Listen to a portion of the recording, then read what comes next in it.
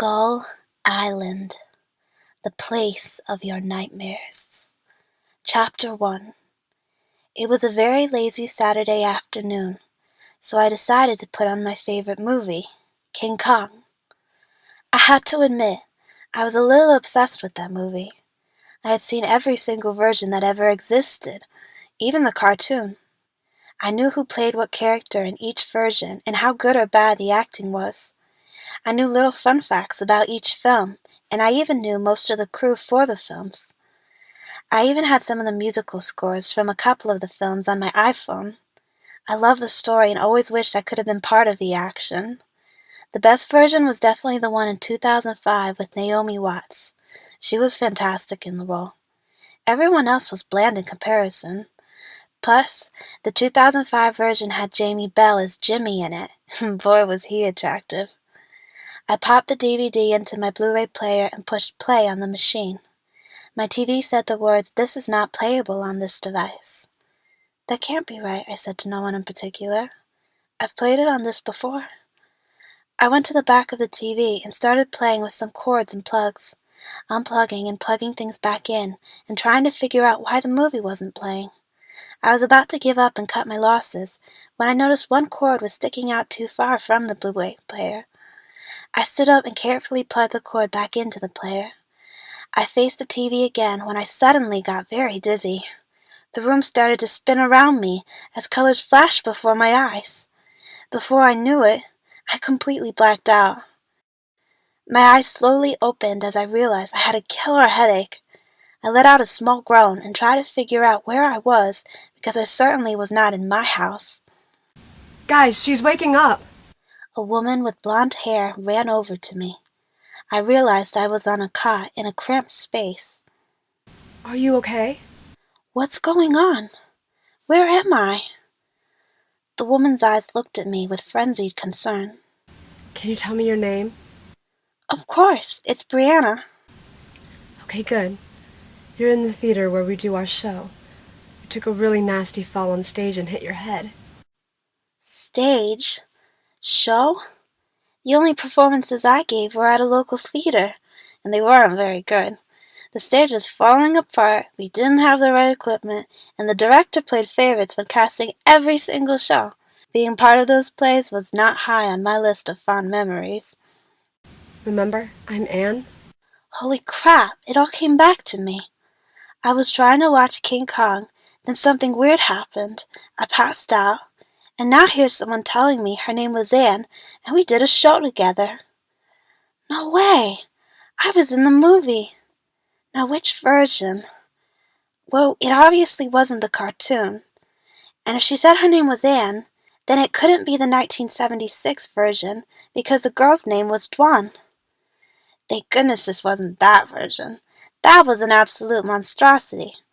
So was this the 1933 or the 2005 version?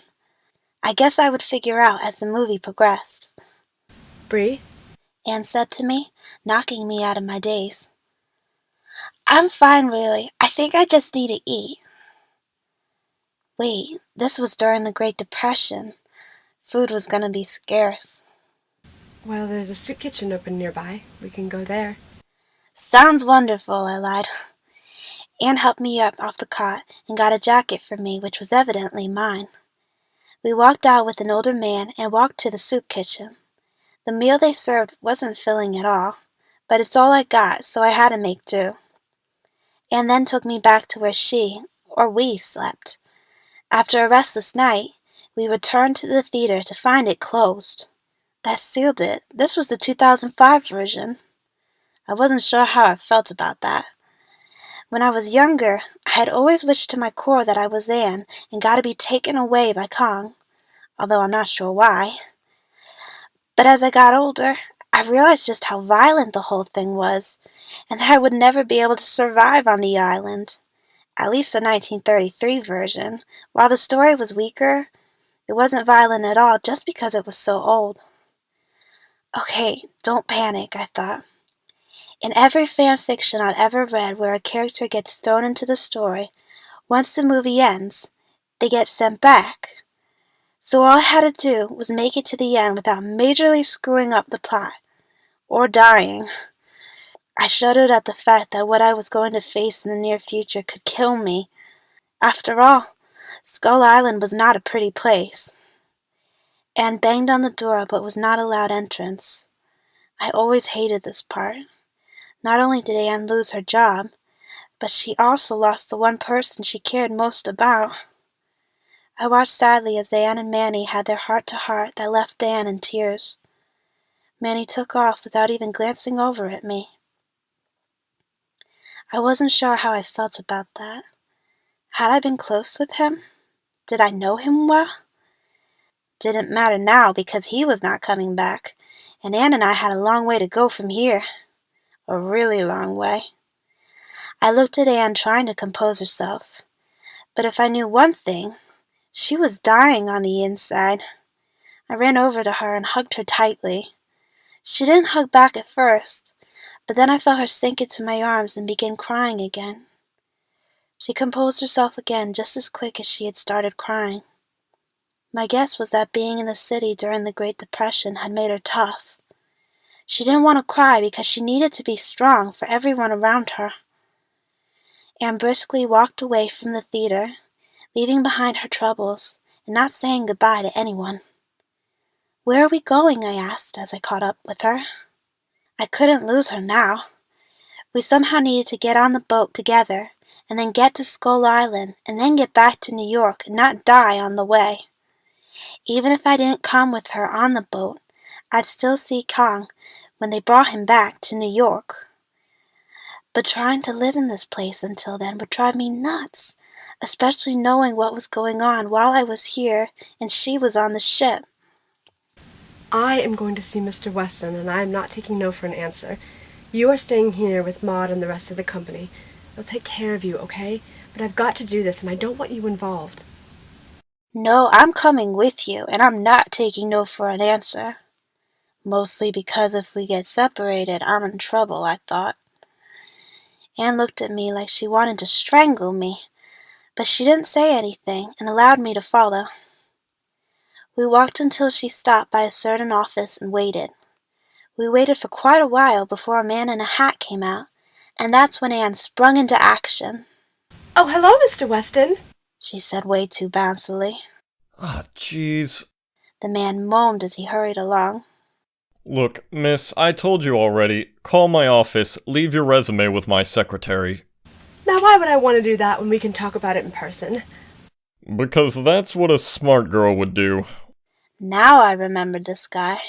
Gosh, I hated him. He was such a stuck-up snog and didn't give anyone the time of day. Well, a smart guy would hire Anne Darrow to be in his play, I told him. Anne shot me a look, telling me to shut up because this was her thing.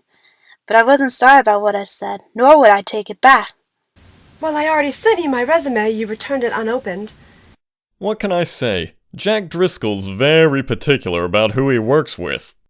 Please, just an audition. That's all I'm asking. Ugh, you don't give up, do you? Anne stepped in front of him defiantly. Mr. Weston, I know this role backwards. Well, that's too bad, because we just gave the part to someone else. He responded shortly. Anne tried to protest, but he cut her off. I'm sorry, kid. The play is cast. I realized we were at the door to an expensive Italian restaurant we could never afford.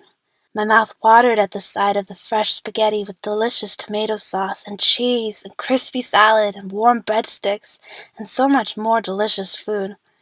My dinner the previous night had left me still hungry, and I hadn't had time for breakfast this morning.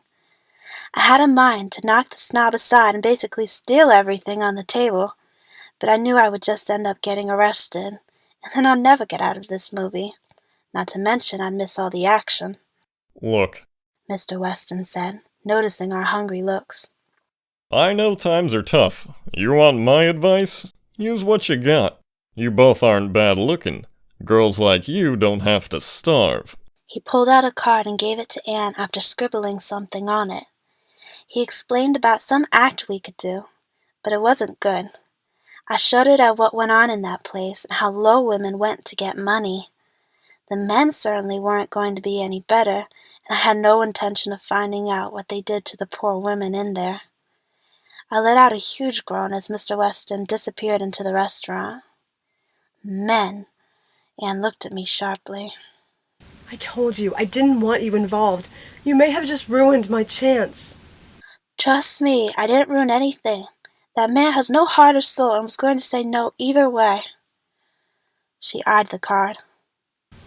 Brie, this is the only way we can make money now with the theater closed. I know it's not the best, but it's all we can do. Let's at least check it out. We walked to the theater, but we didn't get there until late since we had to stop at a soup kitchen for a small something and rest for a little while. Once we got to a small little theater, I saw a man at the door just about to open it, but he was stopped. Oh yeah, that was Carl Denham, and he was noticing both of us. Anne looked up at the theater and then back at the card. She ended up crumpling it up and threw it on the ground before walking away. What are you doing? We need that money. I may be out of a job now, Brie, but I'd like to keep my dignity too, and I'll lose it quick if I even step foot in there. That was why I admired her so much. She was tough and strong and knew just what to do in a tough situation. We walked past a fruit stand, and I noticed Anne looking hungrily at the apples. I saw her reach out and pick up one. I remember that this was when she attempted to steal an apple, and I almost tried to stop her. But then I remember that this was how she met Carl. If I stopped her, I could screw up everything. I pretended to not notice her taking an apple and kept observing the other fruits when the owner pushed past me and grabbed her. Hey, you gonna pay for this? I tried to pull him away from her and pry his hand off her arm as Anne tried to pull away as well. She didn't mean to. We're just hungry, please. Excuse me. We heard. We turned, and there he was, the famous Carl Denham. Ma'am, I think you dropped this. He said as he held up a coin. The owner took it and released Anne from his hold. Carl took the both of us to a restaurant and told us to order whatever we wanted. Before long, we were both digging into huge plates of pasta, devouring it probably too fast for our own good. I couldn't help it. I certainly wasn't used to running on so little food. Vaudeville, huh? Carl said as he approached the table with a cup of coffee. I worked vaudeville once. That is a tough audience. If you don't kill them fast, they kill you. Anne paused and wiped her mouth, while I continued to gulp down my food. Mr. Denham, I want you to know that I'm not in the habit of accepting charity from strangers, or, for that matter, taking things that don't belong to me. Oh, it was obviously a terrible misunderstanding. It's just, we haven't been paid in a while. We were just in a tough spot and our minds weren't in the right place, That's awful. Mr. Denham said, though it was very clear he was faking being concerned. Anyways, Anne. May I call you Anne? And Brieanna? Brie. Either of you wouldn't happen to be a size 4 by any chance, would you? Anne stopped in mid-bite, grabbed my arm in her coat, and stood us up to leave, clearly offended. Oh, no, you've got me all wrong. Miss Darrow, Miss Adams, please, I am not that type of person at all. Then what type of person are you, Mr. Denham? I'm someone you can trust. I'm a movie producer. Can we at least hear what he has to say? Who knows? Maybe it's actually worth hearing. Anne slowly sat down again, and I started to eat my food again. Carl told us we would film in Singapore, and I smiled to myself, knowing that was a total white lie. He started to explain the plot of the movie, and Anne got really into it. I love this part. It really told the audience a bit about where Anne came from, and what she had gone through in her life. Realizing she had said too much, Anne stood up to leave again. Mr. Denham, I make people laugh. That's what I do. And besides, I'm not leaving Brie here in the city by herself. Good night. Wait a second. She was leaving, and she wasn't stopping. She was supposed to stop so Carl could mention Jack Driscoll's name, and then she got interested. I had to stop her. She was almost out the door when I grabbed her arm and forced her back. What's the matter with you, Brie? Anne, we need this. This is what you've always wanted. A chance to be a star in a major motion picture. And Brie is welcome to come along. I guess I could use her in this picture somehow. Brie, it's too dangerous. Do you see where we're at right now? We're penniless and jobless. What we have here is more dangerous than anything he has to offer.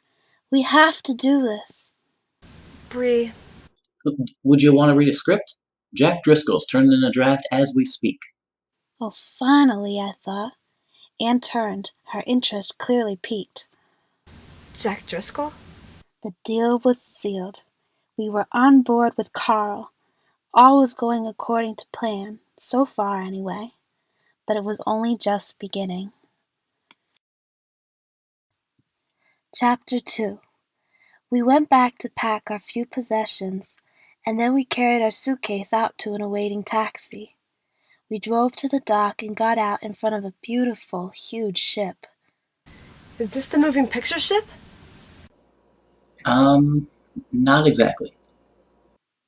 He took us over to another ship that was small, rusty, and nothing like the gorgeous one beside it. I wasn't even sure if it was meant for passengers. In fact, I knew it wasn't. It was for animals. Preston, Carl's assistant, ran over to Carl and whispered something to him that made Carl demand for Engelhorn, the captain, to cast off. However, they were waiting on papers and couldn't leave without them. Can we talk about this later? Can't you see we're in the company of 2 VIP guests? Engelhorn looked at us. And Darrow, and this is my good friend Brieanna Adams. So, are you ready for this voyage? Engelhorn asked. Sure. Anne said hesitantly. She had no idea what she was getting into. No one really did. Except for me, of course. Nervous? Nervous? No. Why? Should we be? Yes, I thought. It isn't every woman who would take such a risk. We stood there in shock for a moment before Preston hurriedly came up behind us and took our suitcases. Why don't I show Miss Darrow and Miss Adams to their cabins? Wonderful idea. Thank you, Preston. Hi, my name is Preston. I'm Carl's assistant. He led us away from the awkward conversation and up to the gangplank. Preston and I walked up when we realized Anne had paused at the bottom. She took a look behind her, as if she was ready to turn and run, in which case I would have to go after her and drag her on board, but she soon followed us up on board. Preston led me to a small room and laid my suitcase down, then took Anne away and showed her her own cabin. We weren't too far from each other, but further than I would have liked. I sat down on the bed and noticed it was more comfortable than it looked. Yes, I'd had better, but this would have to do. After all, I was going to be here for what, 6 weeks? Oh no, stupid montages. I forgot just how long this trip would be. I would be lucky if I didn't die of boredom before we even reached Skull Island. I looked out the window and saw that the rope was being let loose and the ship was no longer connected to the dock. That was when I saw a flash from the door. I noticed that was Jack Driscoll. Hold on. He wasn't supposed to be getting off yet. Carl was supposed to be writing him a check. If he didn't stay on the ship, Anne couldn't fall in love with him. He wouldn't be the one to rescue her. She might not get rescued at all, and basically everything was ruined. I realized that because I was here. I must have slowed the dialogue. Well, then I would just have to fix it. I ran out of my cabin and followed him. "Mr. Driscoll," I called. He turned toward me and paused in the hallway. Looks like he wasn't rushing too much just yet. I would have to stall him as much as possible. "It's an honor to meet you." Thanks, but I haven't got time to talk. I'm late for rehearsal. I ran in front of him as he turned to go and took his hand.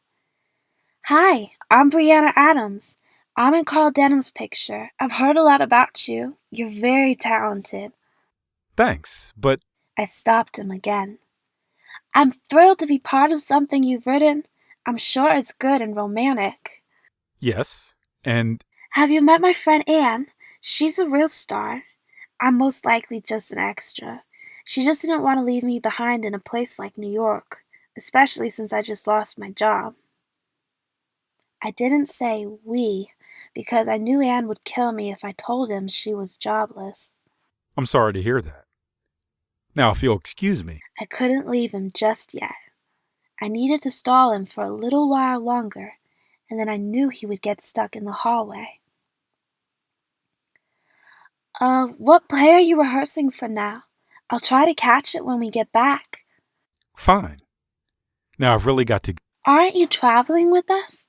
If you wrote the script, shouldn't you be here for the shooting? It would only seem appropriate. No.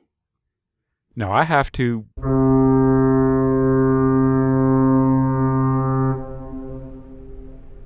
Oh, no. He took off again. I ran to my window and saw we were starting to move. I smiled to myself. Though he would probably hate me now, and we were not off to a good start. Jack was here to stay. I went to Anne's cabin as we sailed further and further away from the dock and closer to Skull Island. My stomach did flops every time I thought about our destination. I knew I had to keep it a secret, though, because no one except me and Carl knew about the island, and even he didn't know that I knew about it. It was late, and it wasn't long before I decided to turn in. Luckily, I had a strong sea stomach and could handle the rocking of the ship. On the contrary, the gentle motion helped me fall asleep. I awoke the next morning to my stomach begging me for food. I threw on something from my suitcase that wasn't exactly hideous, but I would never wear it in public in my own time. I knew Anne was at this time rehearsing what she was going to say to Jack when she first met him, trying on a ton of different clothes to make herself look better for him. I couldn't care less about what he saw me in, especially since I wasn't at the top of his list at the moment. Nor was I a big fan of him since the first time I saw the movie. There was a knock on my door. I went to open it, and there stood Anne in a beautiful dress, one I knew was not hers. Ready to meet everyone, Brie? Oh my gosh, I was going to meet Jimmy today, the most attractive boy on the ship, and closer to my age. Anne was probably in her mid-20s, if not older, while I was still in my teens. Yes, I was just about to enter my 20s, but I wasn't there yet. Jimmy must have been 18 or 19, which was perfect for me. Anne could have Jack. I would gladly take Jimmy, even if he was a kleptomaniac. We walked to the kitchen, entering shyly. And Brie, come on in. Let me introduce you to the crew. This is Herb, our cameraman. I always loved Herb. He was such a sweetheart. Delighted to meet you, Mrs. He looked at Anne. And may I say, what a lovely dress. Oh, this old thing? I just threw it on. She said, trying to not sound as poor as a mouse. Isn't that one of Marine's costumes? Preston said. I shot him a look as Anne quickly changed the subject. What does a girl around here have to do to get some breakfast? I looked at the mixture in the tub the chef had in front of him and very quickly lost my appetite. I hope he made something better than that over the next few weeks, or I'd starve. Ladies, I don't believe you've met... It's all right, Mr. Denham. I know who this is. Anne said, staring intently at the man Carl was trying to introduce them to. I smiled to myself, remembering what happened next. Anne mistook the soundman, Mike, for Jack, while Jack was in the room behind her. Normally I would have stopped her, but this whole scene had to happen. It was the way Jack and Anne met. Of course they'd have to meet eventually, but this was their icebreaker. Who knows, maybe if they met another way, there would be no spark or love, and that couldn't happen. The pitiful scene continued before Jack finally came up behind her, and her smile fell flat on the floor at the sight of him. Nice to meet you too, Miss Darrow. He turned to leave and shot me a very cold look. It made me shiver, but I knew once the story really got started, he'd thank me later. Anne grabbed my arm and hurried me out of the room. Once back in her cabin, she held her head in her hands. Oh, I can't believe I did that. And it's an honest mistake. No, that was the most humiliating thing that has ever happened to me.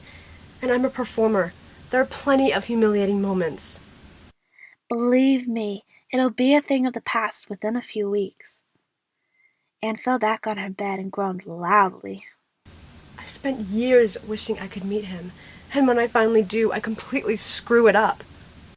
If it makes you feel any better, Jack couldn't hate me any more than he already does right now. He wasn't supposed to stay on the ship, but I talked to him for too long and he ended up getting stuck on here. Oh, that's pretty bad. We're not off to a good start. Well, we've got the next 6 weeks or so to fix things. I suppose you're right. I left her cabin and started to head back to my own, but changed my mind at the last second and headed up to get some air. Jack certainly had it worse than anyone at the moment. He should have been down where the cages were, terribly seasick. I went to the front of the ship and felt the breeze nuzzle my skin softly, sending small goosebumps and a slight chill down my spine. My hair blew back away from my face, and I breathed in the salty sea air. I had always loved the ocean. I had spent so much time on it in my childhood. Dad always took me out sailing when I was younger. After he died a few years ago, I didn't go sailing anymore, and Mom stopped taking me to the beach. I always thought she did that to suppress the memories of him because she didn't want to fully accept his death. But my love of the sea always stayed with me, and I would try to go whenever I could. Excuse me, A young voice said. I saw Jimmy push past me to get something and then move on. Oh my gosh, Jimmy actually touched me and spoke to me. That was a step in the right direction. I looked back out at the blue water and took it all in. I held my arms straight up in a Titanic pose and wished I had a guy behind me so we could reenact the romantic scene. Brie, I turned and saw Carl setting up the camera. don't move. That's a perfect shot. He finished setting up his equipment and I turned back around to the front of the ship. I took in the breeze again and then slowly lifted up my arms. For a moment, I forgot I was on camera and just stood there with my arms outstretched. And cut! Carl shouted, shaking me out of the moment. Thanks, Brie, that was great. I gave a small smile, but I didn't want to draw much more attention to myself. Anne was the star of this thing, and it needed to stay that way. It was the next day when the real filming began. I had no idea why Carl wanted that shot of me yesterday at the front of the ship, but it was kind of cool that he did. I watched as the scene between Anne and Bruce took place. It was actually a scene from the 1933 version, word for word. I hated it, but it wasn't Anne's fault. She played the part just fine, but the writing was not the best. That's just because Bruce changed it up. The snob needed to suck it up and do things the way he was told to. Cut! I walked up to Anne. That was quite the scene. It used to be a lot better, but Mr. Baxter changed the dialogue for more flow. I'm sure that the original was definitely better, but what are we going to do? Carl won't dare disobey his leading man. I heard Mr. Denham filmed you yesterday. Yeah, I was just hanging out at the front of the ship, and he said it was a good shot, so we took it. That's so exciting, Brie. Oh, come on. You're the real star of this. Doesn't mean you can't have some fame, too. We laughed and playfully pushed each other. I realized that we were actually pretty close. I may have been close with her before, but I had no idea what our relationship was like before I awoke here. Later that night, I was wandering about on deck, trying to fight my boredom. How Anne survived this trip without any other females, I'll never know because it would drive me insane to not have another girl to talk to. I passed a few sailors and saw them checking me out when they thought I wasn't looking. When I walked a little further, a net fell in front of me and before I could register it, I tripped over it and got all tangled up. I probably looked ridiculous trying to find my way out of the maze of knots and tangles. I'm so sorry, miss. I looked up and saw Jimmy coming to me, frantically trying to untangle me from the rope. I stopped trying to untangle myself and looked at him. There he was, just like I always wanted. He was even more gorgeous in person. I didn't see you. Hey. Our eyes met and I felt myself lost in his green eyes. We didn't break our gaze for a while until he finally snapped out of it and went back to work. It's okay, really. I should have watched where I was going. I was just trying to help my crew with the net, but I threw it without even looking. It's fine. I'm a bit of a klutz anyway, so that probably didn't help. I'm Jimmy. I'm Brieanna, but everyone calls me Brie. It's nice to meet you, miss. Please call me Brie, Jimmy. Miss is much too formal. Jimmy got me all untangled from the net and helped me stand up. I'm so sorry. Jimmy, it's fine. It's no big deal, and there was no harm done. Well, excuse me. He hurriedly walked off, and I smiled to myself. I had just met Jimmy, and he seemed nervous to meet me. That had to mean something. I ran off to Anne's cabin and threw open the door, gladly seeing that she was decent and not doing anything important. Anne, I just met Jimmy. Who? He's a boy around my age who works on the ship. He's so cute. Well, that's good for you. Are you okay? She paused and looked up at me. I just saw Mr. Driscoll in the hallway on my way to the bathroom. And? He was nice, I guess, especially since he hasn't talked to me since I mistook him for someone else. In fact, it almost seemed like he was flirting. Not to crush your spirits, but don't look too much into it right now. There's only the two of us on the ship, and these guys' hormones are probably raging. I think you're right, Brie. But it's kind of fun to think about. I smiled broadly and sat on her bed. I know. For who knows how long we started gushing about our two guys. Her about Jack and me about Jimmy. It was exactly like back home with my best friend. I loved every second of it. This is another reason I couldn't understand how Anne lasted so long without anyone else. How is she supposed to talk boys? The days passed not quickly at all, and Carl usually pulled Anne away from me to shoot some scenes with her and Bruce. I don't know why Bruce was so popular because he wasn't all that great of an actor. I watched as a gorgeous sunset draped Anne's slender figure. She ran to the front of the ship in tears and really went all out for the camera. I didn't know why a director hadn't casted her before because she was amazing. She was totally into the character and completely believable. That is until Jack came along.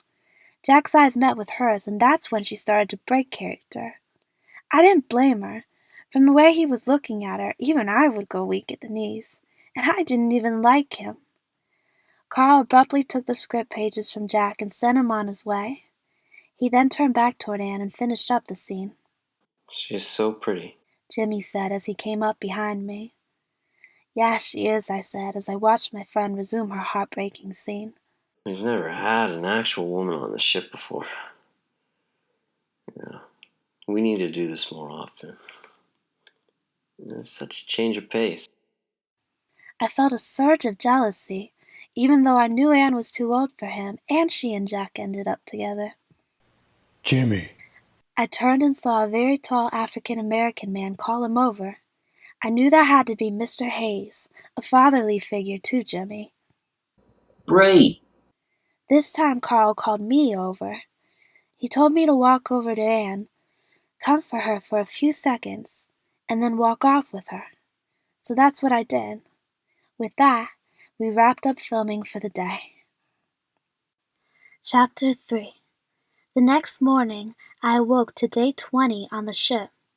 20 down, way too many more to go. I would never watch a montage the same way again. And I was pretty sure I was going to hate them from now on. I knew from this point on, until a few days before we reached Skull Island, nothing that happened will have been in the movie, except for a couple of shots here and there that were part of the stupid montage. Brie! I turned to see Jimmy walking toward me. Something's up with Mr. Denham. He's being really secretive. He's a movie producer. Being secretive is practically their job. But it's different. If I didn't know any better, I'd say he was taking the ship someplace dangerous. You have no idea, I thought. Don't worry so much. Everything will work out. Later that day, I was lying on the deck near the front of the ship. It probably wasn't clean at all, but I really didn't care. Lying flat on my back, I could still feel the warm ocean breeze and the gentle rocking of the ship. Hey, Brie. I looked over and saw Jimmy lie down next to me. He was so cute in every way, and he was certainly talking to me a lot. I almost wanted to not go back to my own time. Hey, Jimmy. I've never seen a woman do this before. I'm definitely not like other women. Trust me. Well, I like it. A woman who likes the ocean and doesn't mind getting dirty. It's my kind of girl. I giggled shyly. Why, thank you, kind sailor. Mr. Hayes called Jimmy over again to do more work on the ship. I watched him go from the side angle I was seeing from the deck. I guess Dan was shooting a couple more scenes somewhere since I hadn't seen her, Bruce, or Jack for a while. I closed my eyes as I lay flat on the deck, and I'm pretty sure I even dozed off a couple of times. Believe it or not, I thought that the deck was a bit more comfortable than the beds in the cabins. After a while, I went down below to see if Jack was still writing the script. Sure enough, I heard the clacking of keys as I walked down the steps. "Hello, Mr. Driscoll," I said as I walked over to him. Jack, He said flatly, apparently still upset with me about the whole incident on the first night. "Look, I'm sorry I talked to you for too long and you ended up having to stay on the ship. In a cage." it's fine. The tone of his voice, however, suggested just the opposite. "No, it's not. You haven't spoken a word to me this entire trip, but you've only given me cold looks." My anger started rising from deep within me. I was bored, I was tired, I was pretty hungry. After all, the food here was less than appetizing, and I never liked Jack Driscoll. "Now quit acting like a little child. Besides, if anything, you should be thankful you're here." My voice started getting louder and louder as more anger arose. "I've seen the way you look at my friend. You can't keep your eyes off Ann Darrow. I know you like her, and you never even would have met her had I not kept you here. So quit thinking about how annoyed you are at me, and focus on the fact that you're falling in love. So I guess I can say, you're welcome." I spun around and stormed back up the stairs. I went all the way to my cabin and slammed the door more than a little too loud. Brie, Anne slowly came through my door. Mr. Denham wants you for a scene. She looked at me, noticing I was really steaming. Are you all right? "You may like Mr. Driscoll, but I'm not a fan. He's been really rude to me this whole trip because of a mistake I made. Not to mention, I'm bored silly." Anne smiled pitifully at me. I'm sorry about Mr. Driscoll. And I'm sorry about you being bored. I've been so busy with Mr. Denham that I haven't thought about you. "I don't mind that so much. I just wish I had something to do." Brie, you're a theater girl. Use your imagination. She took me to her cabin and gave me a gorgeous, strapless, floor-length gown that Carl wanted me to wear for the scene. I really liked it, but I wasn't the dress kind of girl. I much preferred jeans and a t-shirt, which drove my mom crazy. But I had to admit, I looked pretty good in it. Anne put my hair in an updo and we went on deck where Carl was all ready with the camera. As I came up, I caught eyes with Jimmy just for a brief second before I looked away, taking note of the look he was giving me. There was a crate ready for me and he instructed me to sit on it. I did so, giving the camera a side profile of me. Then I turned my torso, leaving my legs in the same position, and leaned back a little, then looked downward at the opposite side of the crate. Carl gave me directions on how to look and act as I sat on the crate. I had no idea what he was going to use these shots of me for. Actually, he wasn't going to use them at all. He was going to lose all the footage on the island. Jimmy came up behind Carl and caught my eyes again. I held onto his gaze for a couple seconds, but refused to break character like Anne had done with Jack. I continued to do what Carl told me to do, and before long, he had what he needed. Brie, you are a splendid actress. Carl told me as he packed up his equipment. I need to use you for more scenes. Thank you, Mr. Denham. I'm glad I can help. I went to go take off the dress and change into something lighter when I ran into Jimmy. Literally. Oh, sorry, Jimmy. Oh, wow. Brie, you look beautiful. I smiled shyly. Thank you. I hurried off before he could say anything else. This wasn't supposed to happen. I couldn't fall in love with anyone, and he couldn't fall in love with me. I didn't belong here. Or did I? I had to admit, the longer I stayed here, the more I felt more home here than in my own time. Back home I was only a child. My dad was dead, and Mom never really spent much time with me. I didn't have too many friends either back home because no one really shared any of my interests, and I lived in a small town. Here I was friends with lots of people. Not to mention Jimmy was rather attracted to me. Maybe this was where I needed to be. But that was impossible, right? I wouldn't be able to say even if I wanted to. Once the movie was over, I was going back. I went to my cabin and threw off the dress and changed into another dress that really complimented my figure. Then I just sat on my bed for a while, thinking about Jimmy. So far, all I wanted was for him to talk to me and fall in love with me. Now that was really happening, I needed it not to happen. If our feelings became real, it was going to be very difficult for both of us when I had to return home. On the way back up to the deck, I happened to pass by Bruce's cabin. The door was cracked open just a little bit, and I peeked in. Jimmy had a marker and he was drawing on Bruce's posters. Exhibit A of how self-righteous Bruce was. He had posters of several of his movies hanging up on his wall. Jimmy, I said, and he jumped up at the sound of his name. Sorry, I smiled. He looked at me. Please, don't tell anyone.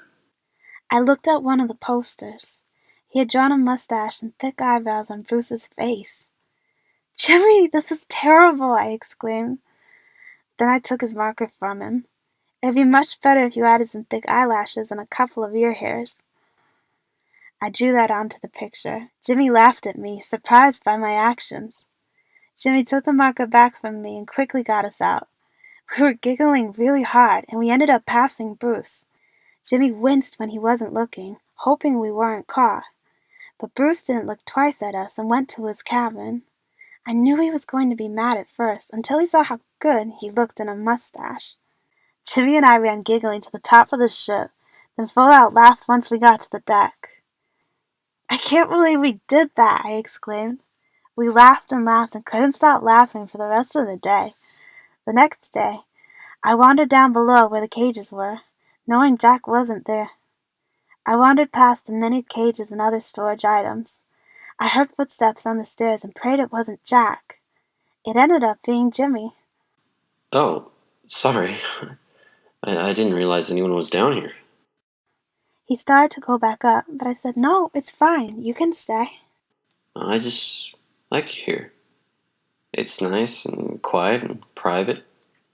It's a good place to think. It is that. I looked at him. Jimmy, why are you here? You're so young. There's so much more you can do. I just like it here. I want to stay here for the rest of my life, Mr. Hayes. I didn't press the issue because I didn't want to offend him or get him worked up, but I was still curious. As the days went on, Jimmy and I spent more and more time together, as did Anne and Jack. I realized Jimmy and I had quite a lot in common. He never mentioned much of his history, and I remember they never addressed that in the movie very much. I had to wonder if he would ever tell me about his past. I was on the upper level of the ship with my hands on the railing, watching Jimmy work below. I've got to hand it to him. He's a hard worker. A voice behind me said. I turned and saw Mr. Hayes walk up and stand next to me. He's been on this ship for nearly 5 years. Though he sometimes causes trouble, he's usually very helpful. I just nodded, not really sure where this was all going. I've seen the way he looks at you. You've definitely caught his eye. Oh my gosh, was that true? No, it couldn't happen. We couldn't be together. It wasn't possible. But this was the first time a guy I liked was noticing me. But was it just because I was the only girl on the ship who wasn't too old for him? There is more to that boy than you know. Mr. Hayes continued. I looked up at him. He towered over my small form. He needs someone like you in his life. Why would he need me when he has you? I can only give him so much. You have something to offer him that I never can. What is that? The love from a woman that he never got from his mother. I thought about that for a little while, and it just made me feel guiltier. I could give him that, but I was going to leave within a few weeks. And then he would be alone again, and this time truly alone. He was going to lose Mr. Hayes on the island. How was I to leave him then? Actually, it was still unclear to everyone if Jimmy lived or died on the island. The last the audience ever saw of him was Jack holding him in the water, unconscious. Well, I would change that, even if I was to leave by the end of the movie. Be good to him. He's been through a lot. Mr. Hayes finished as he walked away. I turned back to the railing and watched as Jimmy worked with a couple of ropes, untying them and then knotting them up. He really had been through a lot, I knew that much, and I couldn't bear to leave yet another scar on his heart. Chapter 4. Carl started using me for more and more scenes, evidently having liked what I did while on the crate. I didn't have many outfits to wear, but Anne supplied some costumes that she had not worn for anything. He even put Jimmy in a couple of the scenes with me, remarking how we had great chemistry. I would never see how all these scenes I was in fit in with the rest of his movie, although I had to admit I was very curious. I actually wished that I could see the final product, but I was aware that not even Carl himself would see it. There was one scene where Jimmy and I had to act really in love, though I was pretty sure neither of us were acting. Carl wanted us to kiss, but I couldn't do it. I wasn't ready yet. Carl actually said that my resistance to the kiss was better anyway, and kept it. I couldn't decide on my feelings, and every day they would swirl around me, telling me to choose. But I couldn't. A few days later, all of the members on the ship were on deck having a little party, just to liven up the sheer boredom everyone was experiencing. Various instruments started to be played, and Bruce pushed Anne to the middle of the deck to get her to start dancing. I remembered this part of the movie, although this had been an extended scene, while 2 seconds of the scene had been used in a montage. Anne smiled and obliged the men's request and started dancing in a skillful way I knew I didn't have. We watched as her feet moved gracefully and she kept in time with the music. Soon, Mr. Hayes pushed Jimmy into the middle with her, and Jimmy grabbed my hand, forcing me to go to the middle too. Well, this wasn't supposed to happen. Anne smiled at both of us and continued dancing. She helped me and Jimmy, and soon we were all doing the same moves.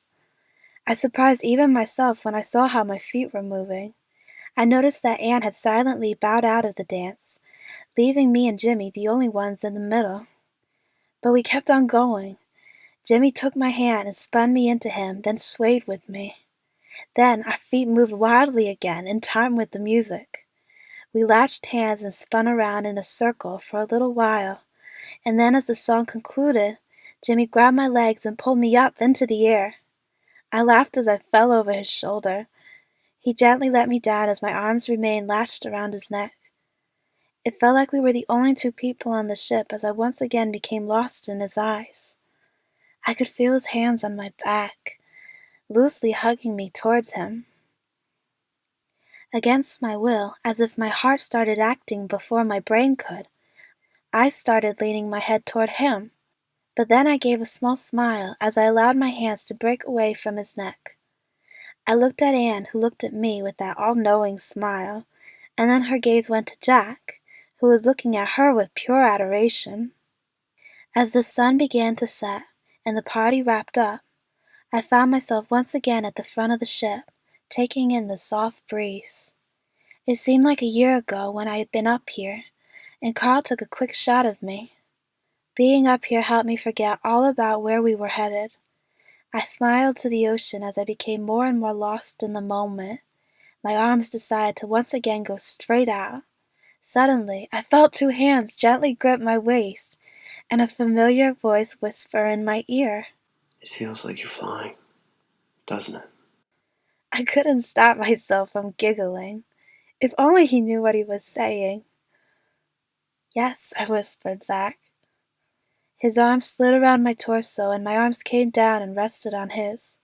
His head rested on my shoulder, and I leaned my head over to touch his. Still wrapped in his embrace, we stared out at the beautiful crystal clear water. It couldn't get better than this. Later on that night, I saw Jimmy reading his book, Heart of Darkness, and went to go sit beside him. Is that a good book? I asked him. Yeah, it's just like me and Mr. Hayes. Will you read it to me? He looked at me, then back at the book. You don't have to start at the beginning. I'll get most of it from where you are. He ignored what I said and turned to the first page. The Nelly, a cruising yawl, swung to her anchor without a flutter of the sails, and was at rest. The flood had made, the wind was nearly calm, and being bound down the river, the only thing for it was to come to and wait for the turn of the tide. I lied flat on my back and listened to his beautiful voice read the rich words back to me. I couldn't understand most of it, but I managed to get a few bits here and there. We must have stayed there for hours, the smooth sound of the sea giving life to the words. I was in a state of half-consciousness when I heard him stop reading. Don't stop, I mumbled. You're tired. I felt an arm slip under my knees and another wrap around my arms. I felt myself pulled close to his warm body, and I tensed up slightly because of how close we were. Then I was carried away and back to my own cabin. I was carefully laid down in my bed, and then the covers were pulled over me. I was only faintly aware of the small kiss that was planted on my forehead before sleep overcame me. Chapter 5. My stomach did more flops as we arrived closer and closer to the island. I knew very well what was coming. Even Carl didn't know about the savage natives we were going to run into and just how many people were going to die. He didn't know they would scour the island looking for Anne after the natives took her and offered her to Kong. I wasn't sure he even knew who or what Kong was. The closer we got, the more restless I became, and I knew Jimmy noticed. But he never asked, and I never told him. I knew this was the night where Anne and Jack finally kissed and confessed their love for each other, right before the ship turned around because of the warrant for Carl's arrest. That meant that there was one more night before we reached Skull Island. At this realization, I started hyperventilating and ran to my cabin. I wouldn't have been so freaked out if this was the 1933 version. That island was nothing compared to what I was about to face. That island had few deadly dinosaurs or anything, and Anne basically sat there, screaming for her life the whole time. This island was more violent than anyone could ever imagine, and I was about to face every part of it, right down to the giant bugs, which could be worse than any V-Rex. I sat in my cabin with the door shut, trying to slow my breathing before I ended up passing out. Then I heard a soft knock on my door as Jimmy peeked his head in. Brie? I looked back at him with tears in my eyes. Gosh, I felt so weak at the moment, and I probably looked like a total idiot. After all, I was the only one who knew what was ahead. Are you okay? I'm scared, Jimmy. He didn't ask me what I was scared of, and for that I was grateful. I wouldn't be able to explain that I knew the future. Yeah, I know what it's like. You feel like you've been socked in the stomach and you can't breathe. You know you have to, but it's like your brain has forgotten how. There was silence, and I wondered if he would go on. It's how I felt when I was home. I direly wanted to ask him where and what his home was, but I didn't know how he'd react to such a question. I was 15 when I came on this ship. My arm was broken in 2 places, and I stowed away in one of the cages. I was thick and thin and starved. And Mr. Hayes took me in and gave me a job, which was more than I ever wanted. My whole life is on this ship. I'm never going back to where I was. This is my home. I turned to look at him, and I could have sworn his eyes were watering, but it might have been my eyes playing tricks on me. I know exactly how you feel, but you don't have to feel that way. Not here. Not with me. I walked towards him and put my right hand on his left cheek. My other hand rested on his chest, and I looked up into his eyes. They were filled with sorrow and longing. I leaned my head up, and I saw him leaning closer to me. Before either of us could back out, I closed the gap between us. With our eyes closed, our lips danced over each other before I broke away and our foreheads touched. Just when I thought we were done, I felt his lips on mine as we kissed each other passionately. It was my first kiss. "Anne! Anne!" I yelled as I burst into our cabin. "The most amazing thing just happened!" She smiled up at me, and I remembered that the most amazing thing had happened to her too. "I just kissed Jimmy!" That's great! She smiled again and pulled me closer. I just kissed Jack. "Whoa, really?" I asked, feigning surprise. Yes, and he's even writing a stage comedy for me. Whoa, that's serious! I can't believe what a night this is. For the next hour and a half, all we did was talk boys. It completely distracted me from the panic I had felt all day and was sure to feel all day tomorrow. Sure enough, I was antsy every waking second the next day, which did not go unnoticed. Everyone kept asking me why I was so jumpy, but I had no answer for them. The day went by so slowly, mostly because my mind was hopping and slowing time down for me. Night started to approach way too slow for me. Jimmy took me to the crow's nest, and that's when I knew that it was almost time. But I followed him up, and we stayed perched up there away from everyone else, a remarkable view ahead of us. I almost wished I'd gone up here earlier in the trip. Jimmy resumed reading Heart of Darkness to me as we sat up there. We got through a couple more chapters when a huge thick fog rolled over us. Jimmy and I stood up, surveying our surroundings. We looked ahead of us, and there was the giant wall I had been dreading seeing for the past 6 weeks. I heard Jimmy's breathing quicken as he screamed, Wall! There's a wall ahead! We felt the ship slow slightly, but it wasn't enough. Jimmy made me wrap my arms around the pole in the crow's nest, and then he wrapped his arms around me in a protective embrace as he gripped the pole as well. We both shut our eyes and waited for impact. And then it happened. The ship collided with the wall, and I fell into Jimmy's arms. Jimmy looked out at the water. Rocks! Rocks to starboard! Rocks to port! Rocks everywhere! The ship rocked back and forth and rammed into several rocks. Jimmy kept a firm hold on me, protecting me from the dangerous path the ship was taking. We finally came to rest against a huge rock. The ship was stuck fast. Jimmy and I collapsed against the side of the crow's nest. Unbeknownst to anyone, this was the beginning of the end. Chapter 6. I didn't sleep that night, nor would I sleep for a while. It was very, very early when Anne came to my cabin and told me that Carl was taking us all ashore to shoot some more scenes.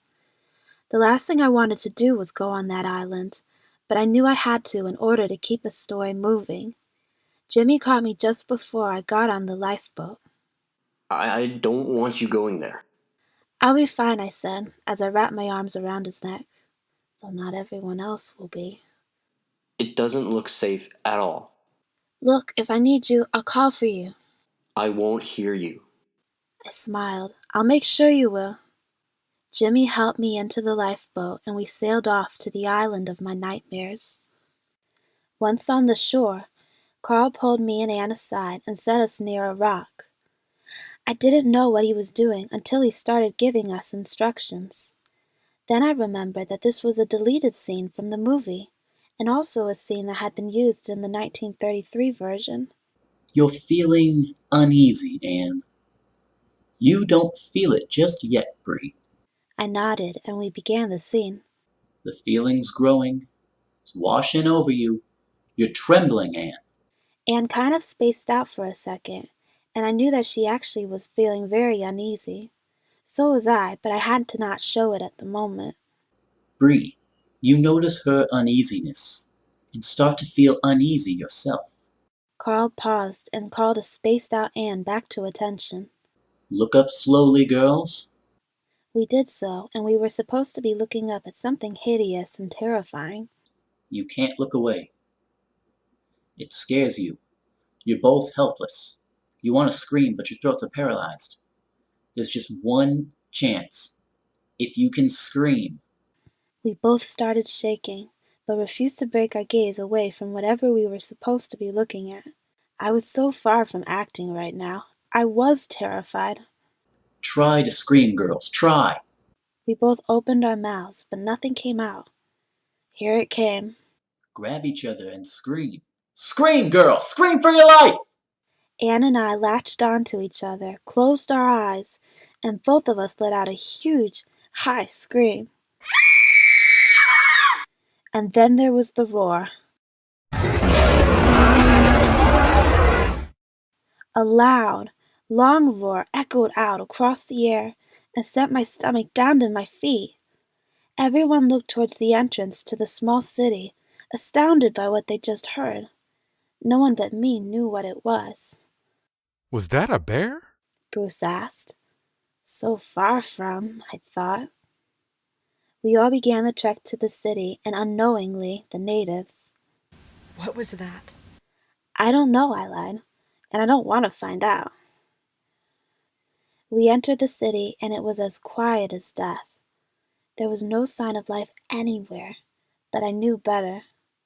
Carl started filming again as we all slowly walked through the village.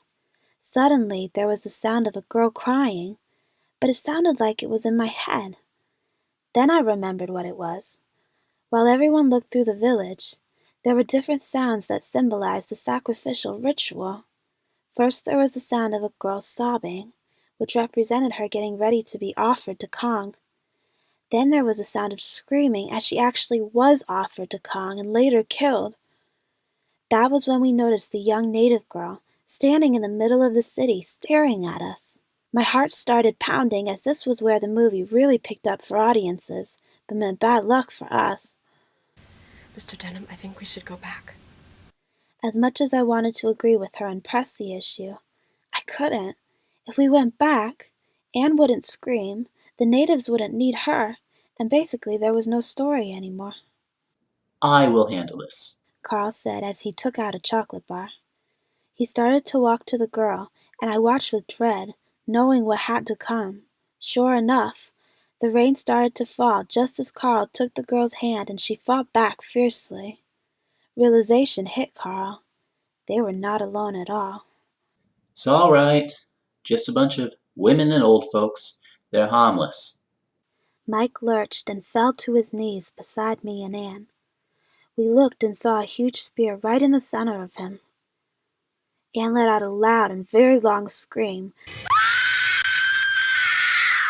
which was answered by another huge roar from none other than Kong.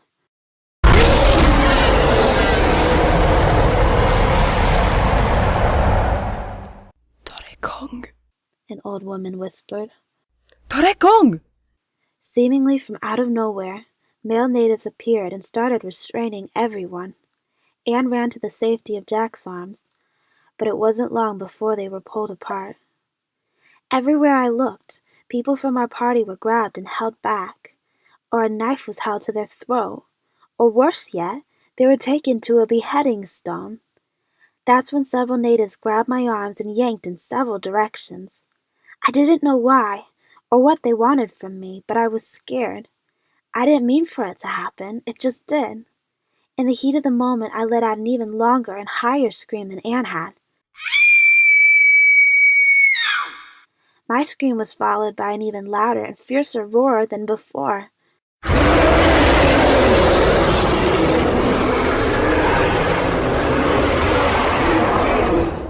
The natives looked at both me and Anne, as if deciding which one they wanted.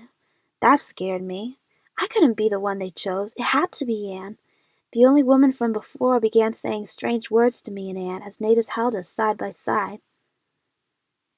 But before anything else happened, several gunshots rang out and the natives scattered. Several of the men from the ship came through the village, guns pointed. Brie! I saw Jimmy following Mr. Hayes and ran toward him. My body crashed into his and I grabbed onto him so tightly I thought I would never be able to let go. A couple tears leaked out against my will as I felt his arms go around me. I knew very well that this was so far from over. Chapter 7. Everyone except Mike got back to the ship. I cringed every time I thought about his cold dead body just lying there on the island. I was sitting in my cabin freaked out beyond words. I wanted Jimmy with me, but he had to help the crew get the ship away from the rock. I couldn't stand being here alone. I looked out my cabin door and maneuvered my way over to Anne's cabin. I was extra careful where I went because I was well aware that the natives sent to get Anne may very well be on the ship by now. I made it all the way safely, and I slowly opened her door and peeked in. I noticed that she breathed a sigh of relief, and I figured she must be more freaked out than I was. "Anne?" I said quietly as I opened her door. "I'm scared." I know. Me too. She motioned for me to come sit with her, so I did after closing the door. I sat down on her bed beside her, and she wrapped her arm around me while I laid my head on her shoulder. I gripped her other hand and held it tightly as her hand rubbed my shoulder. I realized now just how close we really were and how much of a big sister she was to me. Our moment didn't last long as the door handle started to turn. I was pretty sure I was going to faint from pure fear in a few seconds. This part was never in the movie. It cut from Anne looking at the door to her in the water. That was going to change now. The door swung open, and there stood a fierce-looking native looking more terrifying than ever. Before either of us could do anything, the native backhanded Anne and knocked her out cold. Then he grabbed me and started dragging me to the door. Wait a second, this wasn't right. He was supposed to take Anne, not me. Had that one little scream really affected everything? I started kicking furiously, knocking over everything in sight. "Anne!" I screamed. I kept screaming some more, desperate for anyone to hear me. I didn't care if I messed up the plot now. I just didn't want to get taken by the native. The native clapped his hand over my mouth and continued pulling me to the door. I fought fiercely, but it wasn't enough. Before I knew it, I was in the native's hold, choking on seawater. This wasn't right. It wasn't supposed to be me. I managed to fight my way out of the native's hold at one point, and I tried to fight the waves and swim away. But it wasn't long before I felt a hand on my ankle, and I was pulled back into the native's arms. We reached the beach, and I was grabbed by several natives. I knew struggling was absolutely pointless because I was severely outnumbered, but out of fear and panic, I struggled anyway. I knew what was coming, and I had never been so scared in all my life. Jimmy had never seen Brie so scared before. It took everything to pry her off him when he found her on the island. A wave crashed over him and he fell over onto the deck. That's when he saw it, a native's necklace. The sight of it made his stomach lurch. He tried to run to Brie's cabin to make sure she was safe. People kept blocking the already very cramped hallway, and he couldn't get to her fast enough. Brie! He finally made it to her cabin and saw that it was fine, though Brie was nowhere in sight. He then ran to Anne's cabin, but fell as the ship took a sharp swerve. The door to Anne's cabin swung open, and there lay Anne, unconscious, surrounded by a completely trashed cabin. Jimmy ran to her and gently shook her awake. Anne! Anne! Anne slowly came to, and a sense of panic overtook her face. They've taken her! They both heard cheering and felt the ship lurch, signaling it was free from the rock. But they couldn't leave now. They were missing someone. Jimmy and Anne ran screaming to Captain Engelhorn. Stop! Turn back! Crew members turned to look at them as they raced to the steering room. We have to turn turn back! back! Captain Engelhorn turned to look at them both as they ran up the stairs and paused halfway up. They've taken Brie! The natives grabbed my arms and pulled me towards the village. I desperately tried to break free, but they had a firm grip. I was taken through a group of the natives and then forced to my knees in front of the old woman from before. Her eyes were red as she chanted to me in strange words. She then splashed some liquid on me that smelled terrible. I never had any idea why this was part of the ritual. I just wanted this all to be over with. They led me into the village and onto the place where the bamboo posts were. At the sight of them, I started struggling even more. Of course, it didn't matter. They kept a firm hold on me while my wrists were tied with the strong vines attached to the bamboo. Then they finally released my very red arms. I'm pretty sure a tear rolled down my face, but I couldn't tell if it was that, water, or sweat. The old woman came up to me chanting again and placed a huge, oddly shaped necklace on me. All I could keep thinking was that this wasn't right. I was pulled forward slowly from where I stood, and I realized that the bamboo posts were now moving, taking me with them. I struggled even more against my bonds.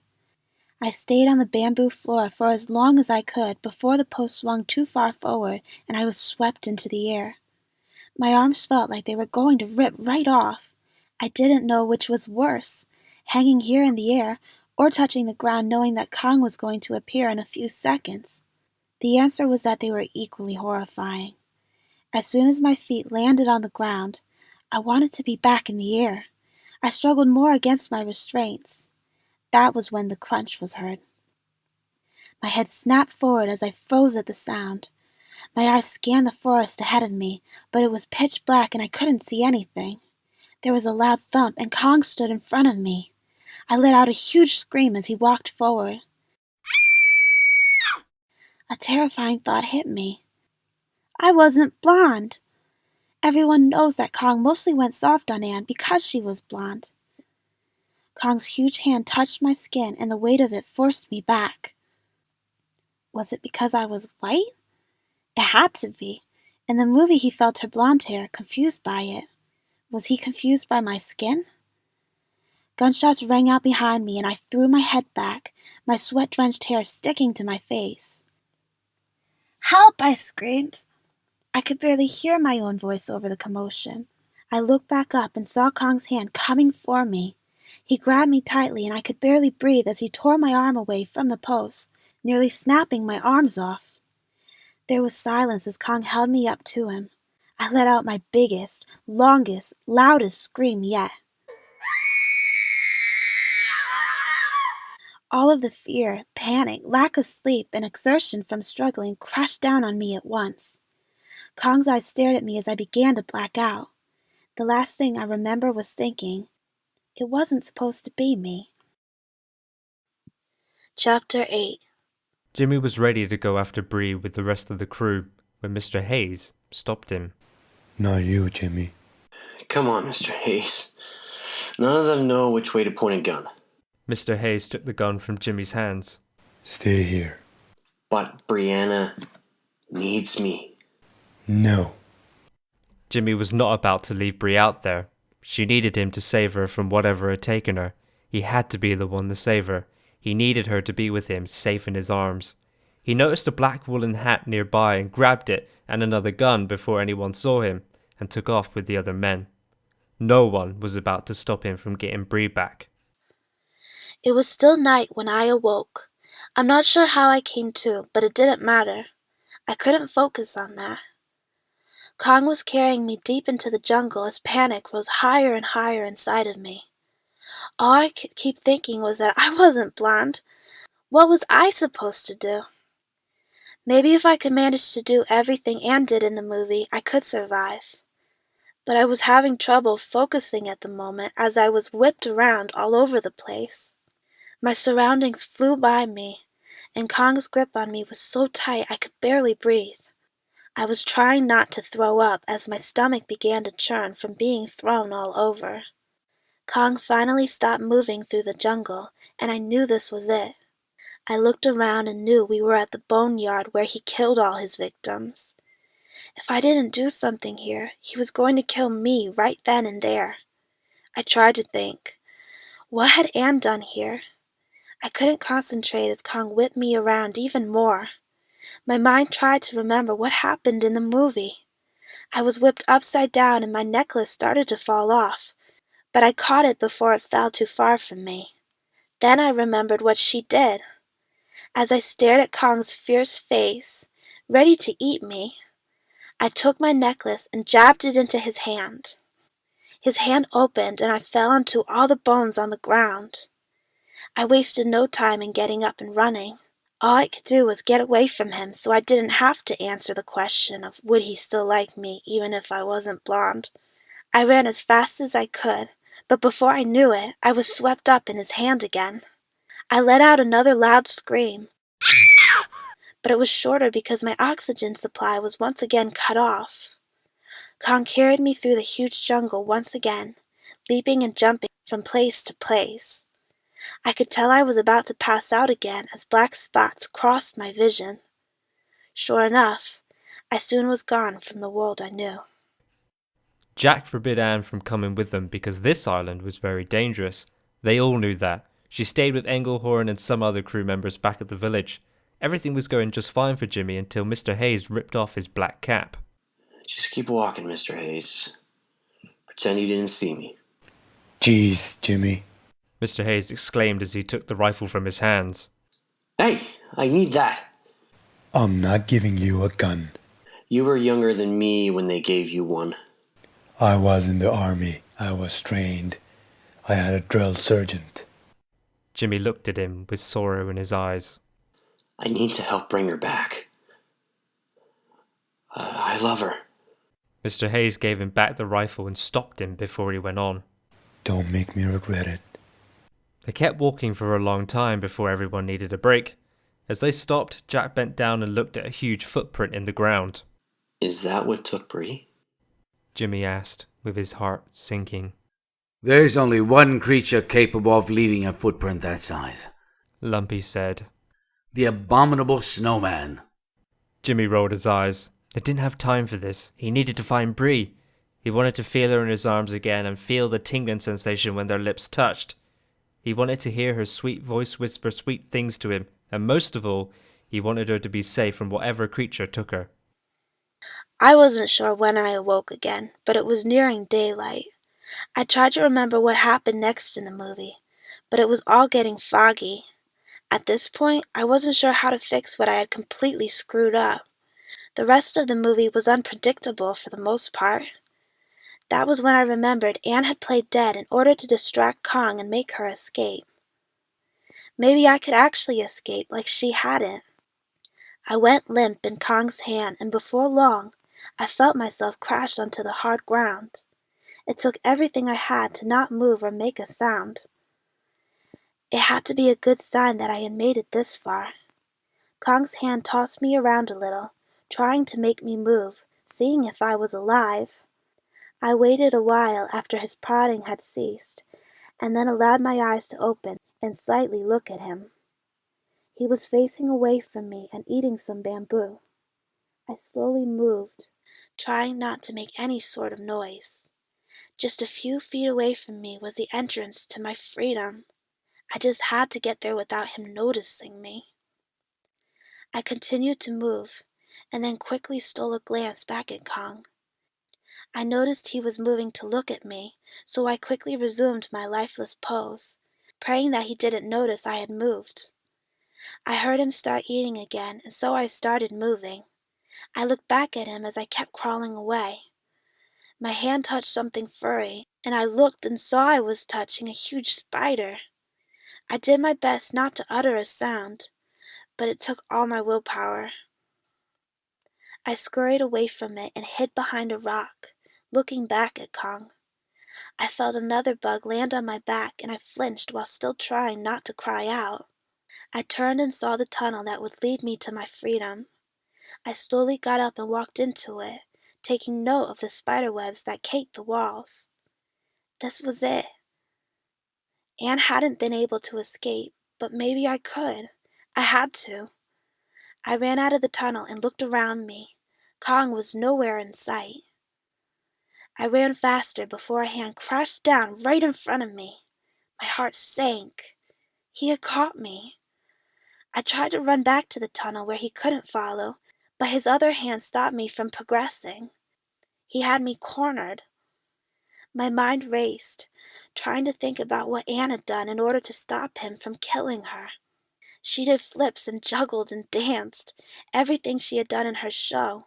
I couldn't do that. She had spent years doing that kind of stuff and practicing it. I couldn't do anything like that. What was I supposed to do? Kong growled at me, daring me to try to escape, predicting my movements. All right, I had had enough of this. I looked up at him defiantly. He growled at me again and prepared to move whichever way I moved. Without warning, I jumped up as high as I could and crashed down on the ground, which surprised him so much he growled at me again. I then hopped back up to my feet and looked at him. He didn't seem amused, which meant I had to step it up. I slowly moved my feet around in a little dance, then purposely fell over. Once again, I hopped quickly back up to my feet and stared at him. That was it. He actually started laughing. Alright, now I had to keep this up if I wanted to get Kong to like me. I couldn't do anything Anne did in the movie. I couldn't juggle, and I certainly couldn't do flips. So I'd have to do my own thing. I did the dance Anne had shown me and Jimmy on the ship. It was, of course, harder to do with one person since Jimmy had danced with me. But I managed to do it successfully, and I kept Kong happy. To wrap it up, I grabbed a stick and started dancing with it, and then struck a final pose with me leaning on it. Kong wasted no time in keeping up his fun and knocked the stick out of my grasp, sending me to the ground. He started laughing at my pain.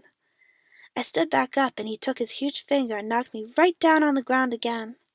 I held my stomach and carefully stood back up again, just for him to knock me down once again. This time I stayed on the ground as my stomach ached terribly, thanks to the weight of his hand. But Kong made me stand up again just to knock me down. This happened 3 times before I had had enough. Just as he went to knock me down, I hit his hand. "No!" I screamed. "I said no!" He looked at me, shocked that I had the nerve to do that. "That's everything I can do, so stop hurting me!" He roared at me in anger. This was the moment of truth. In the movie, Kong hadn't hurt Anne as he had a massive tantrum. Right now, he was either going to kill me or let me live. I flinched a little at the falling rocks, but it proved to be the latter. Kong's tantrum subsided, and I was still breathing. He looked at me, almost sadly, and then hopped off. I was feeling very torn. I was now free, but I wasn't sure I would survive this island without him. I almost called for him, but I wasn't sure if he would kill me if I did so. All I could do was run. Chapter 9. Jimmy began to cross the log with the rest of his party, beginning to feel very drained. Mr. Hayes turned to look at him. If anything happens, I want you to run. Understand? I'm not a coward. I ain't gonna run. It's not about being brave, Jimmy. I'm not gonna give up on Brie. He looked at Mr. Hayes strongly. She needs me. Mr. Hayes walked up to the cave cautiously, looking through. Go back. Back across the log. Jimmy watched in horror as a huge gorilla swept Mr. Hayes up in his huge hand. Jimmy stared at the creature that had to be able to take in Brie, but if that thing was here, where was she? He didn't have time to think about that as Kong threw Mr. Hayes at the wall of the ravine. Jimmy watched his father figure lose his life before his eyes. He sank down onto the log in despair, screaming over and over again. The gorilla started to overturn the log, and it didn't take long for the whole party to end up at the bottom of the ravine. Jimmy hit his head and began to black out. His last thoughts were of Brie. A thought crossed my mind. What was happening with the other party? Jack had been the one to save Anne, but he did that because he loved her. Did that mean Jimmy was going to be the one to save me? He was so young, though. I didn't think he could make it like Jack did. Would Jack still be the one to save me? Could anyone save me? I had a feeling Jack wasn't going to come after little old me. Jimmy would in a heartbeat. But would Mr. Hayes allow him to do that? Was I going to be stuck here forever? Why had I had to change the plot of the whole story? I wasn't going to do any good here, so I started scouring the jungle, hoping to avoid the huge dinosaur Anne had run into. But everything looked the same, and I couldn't tell where I was or if I was close to the creature. I heard gunshots in the distance that sounded so close and yet still so far away. "I'm over here," I screamed, though I was sure no one heard me. "Please help me!" I ran in the direction I thought the gunshots were, but as far as I knew, I could have been going in the complete opposite direction. I ran through the brush, being careful to check around me in case there were any bugs or killer dinosaurs near me. As if my luck couldn't get worse, I turned to go in one direction, and there stood the killer dinosaur from the movie, feasting on a poor leaf eater's flesh. I slowly walked backward, careful to not make a sound. I knew what came next, and no matter what I did, there was no avoiding it. Sure enough, I ran into another dinosaur of the same kind. I turned and ran from it as fast as I could, praying that I was as fast as Anne, if not faster. Blind by fear and panic, I ran into a log to get away from it. It followed me into the log, crushing it as it came. I desperately tried to back away, and just when I couldn't go further, the thing squealed and was dragged away. I tried to catch my breath and remember what came next. That's when I noticed a huge centipede crawling across the top of the log. It crawled toward me, and its antennae rubbed my face. I hated bugs more than anything, and now I had a choice. Stay here with the bugs, which may or may not hurt me, or run away from a V-Rex. As a huge beetle-like thing crawled on my shoulder, I made my choice. I shoved it off my shoulder and ran out of the log. I didn't want to look behind me, knowing what stood there. I heard it growling, and I knew I had to run. I never looked at the V-Rex behind me as I kept running, wasting no time in trying to get away from it. After falling down a slope, getting all dirty, I was safe from its sight behind the trees. I knew all I had to do was scream and Kong would come get me, or at least I hoped he would. Maybe he didn't like me the way he liked Anne, and he wouldn't come for me if I screamed. It didn't matter right now because if I did scream, I'd give myself away and the V-Rex would find me. I ran to a huge log attached to the land and laid flat to hide myself from its view. I watched as it started walking the other way. Oh crap. Why had I gone here? I totally forgot all about that. I guess now was when my question would be answered. Did Kong like me enough to save me? I didn't even look at the V-Rex as it slammed its head against the log. I dodged its head, but the log shook and I nearly fell off. I managed to stay on until its head hit the log again. I let out a huge scream as I fell from the log and managed to grab onto the branch like Anne did. I waited, but Kong didn't come. In the movie, he had come to save her by then. I watched horrified as the V-Rex leaned its head to me and opened its mouth. I guess my dance hadn't been enough. I closed my eyes and waited for death to come when I heard pounding footsteps. I opened my eyes and looked over. Kong suddenly burst through the trees and kicked the V-Rex's head away from me. All the shaking from the log caused me to lose my grip on the branch, and I felt the world rush past me as I fell. Before I even came close to the ground, Kong caught me in his hand. I took some deep breaths and smiled. Kong liked me enough to protect me. He started fighting the V-Rex one-handed, as I was in his other hand, when I saw the first V-Rex coming toward us. Oh no! I looked back at Kong, but he didn't even notice the other V-Rex. It was coming closer and closer to me. It opened its mouth. I screamed and Kong moved his hand at the last second. I was safe, but the V-Rex chomped into his arm. I winced at how much it had to have hurt. Kong threw the two V-Rexes off him. The V-Rexes took a stand before Kong. I always loved this part of the movie. It was super intense, but it showed how great Kong was and how much he was willing to help Anne. I just hoped he was willing enough with me, or I was in trouble. Kong raised his hand up with me in it to keep me away from the V-Rexes, when yet another one popped out from behind the brush and almost ate me before Kong pulled me away. In a flash, Kong started fighting all three V-Rexes at once. I kept flying from hand to hand, depending on which hand he needed. Each time I thought I was going to fall, but each time he caught me before I even moved an inch to the ground. The fight ensued, and I lost count of how many injuries Kong received. He neared all the V-Rexes to a large sloped cliff.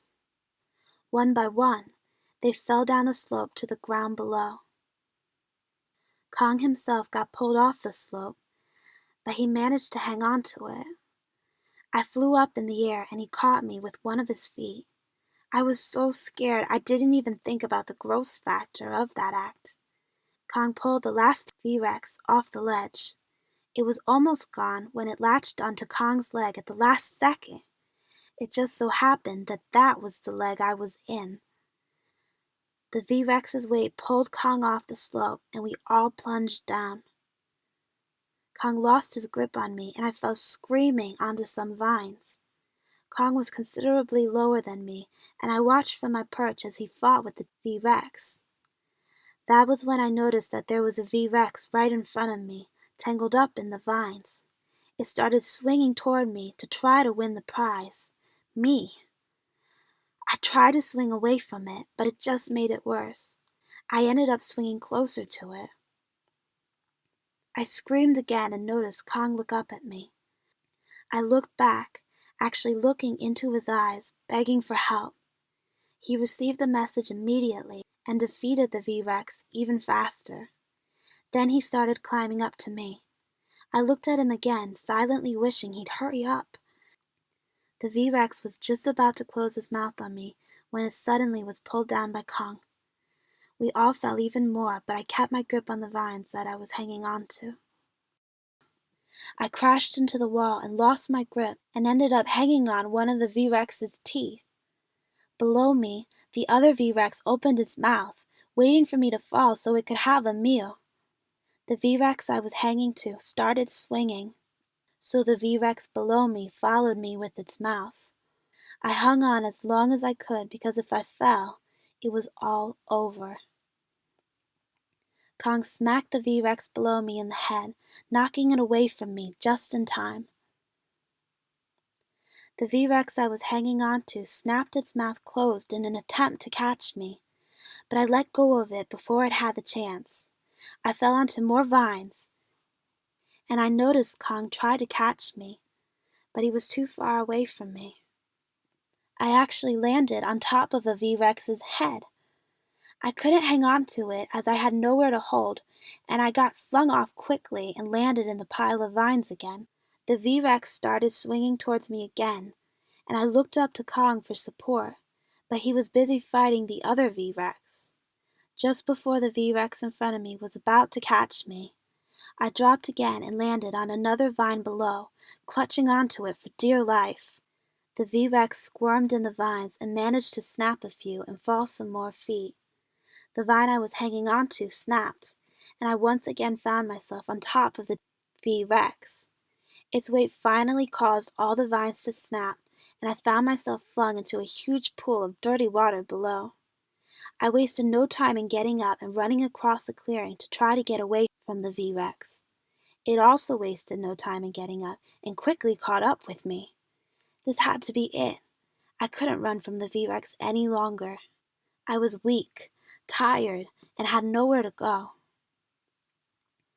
Then the ground shook as Kong landed behind me. I turned around to see him ready to defend me, and that's when I knew he liked me as much as Zan. How could he not after all the fighting he had just done? The V-Rex let out a long roar, causing me to turn back around. I no longer had any fear of Kong at all, and I started to back up to get to him where I would be safe. I was aware of Kong looking at me, surprised by my actions, but thankful for them as well. The V-Rex charged, and so did Kong. I got roughly pushed out of the way and watched the ensuing battle between Kong and the final V-Rex. It was more disturbing than I ever imagined, and I couldn't look away as much as I wanted to. The fight ended with Kong smashing the V-Rex's jaw and triumphantly pounding his chest.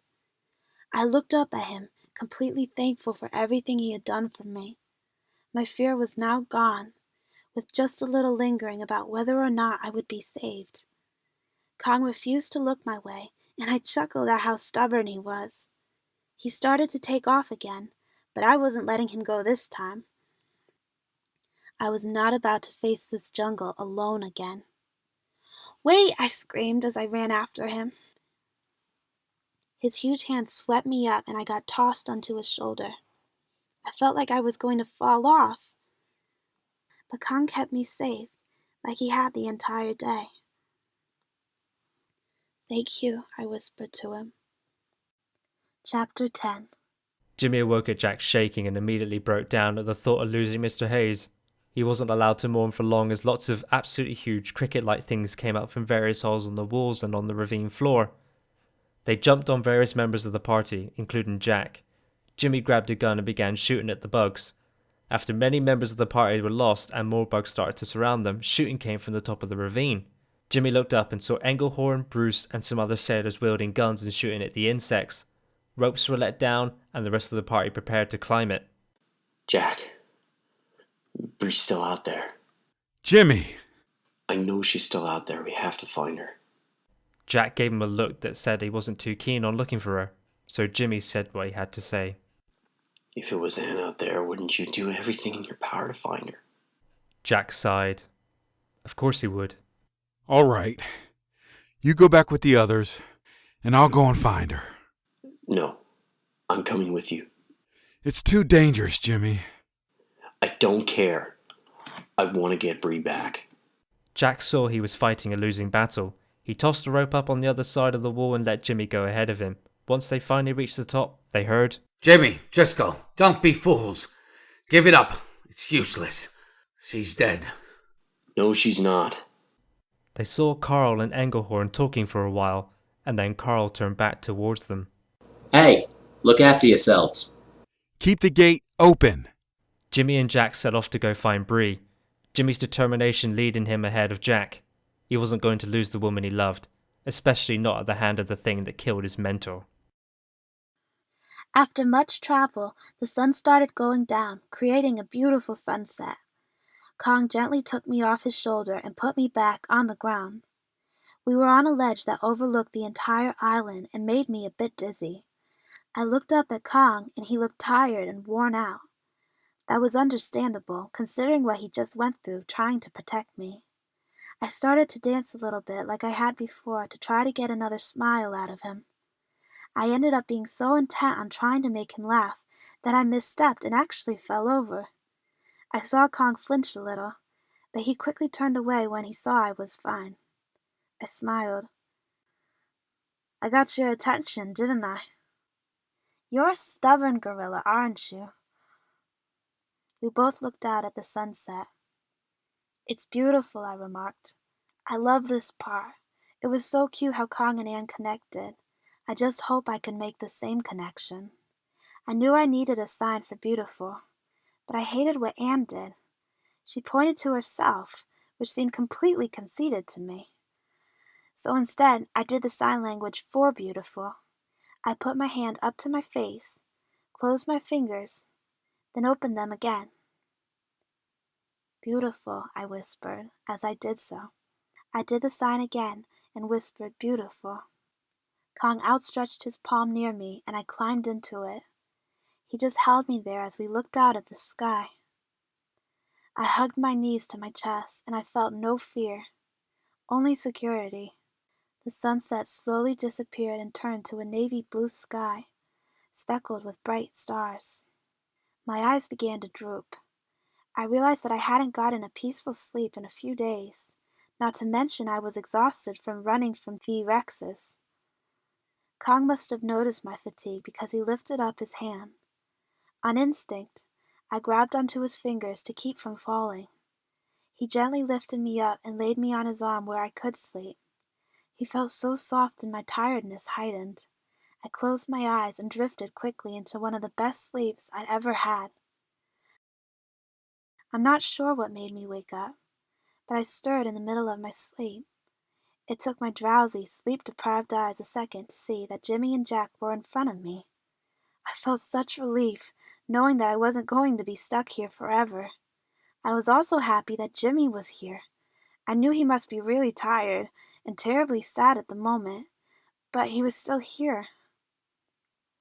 Jimmy, I just barely whispered, worried that Kong would hear me. Brie. He mouthed back. Jack held Jimmy back and started to walk towards me.